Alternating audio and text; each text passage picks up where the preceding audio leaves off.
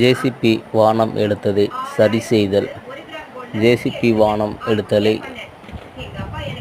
வீட்டின் உரிமையாளராகிய நாங்களே சரி செய்தல். காட்சிகள். கோடை விடுமுறை என்பதால் பிள்ளைகள் மற்றும் குடும்பத்துடன் சித்திரை மாத வெயில் மண்டையை பிளக்கிறது.